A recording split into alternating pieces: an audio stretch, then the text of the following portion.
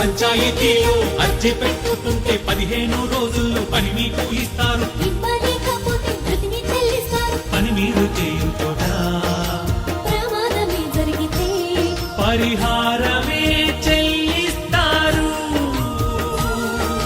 మన ప్రభుత్వం మన కొరకు చట్టమే తెచ్చింది, చట్టమే తెచ్చింది.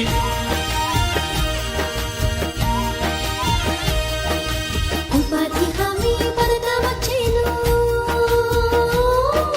పల్లె పల్లెకు పనులు తెచ్చెను.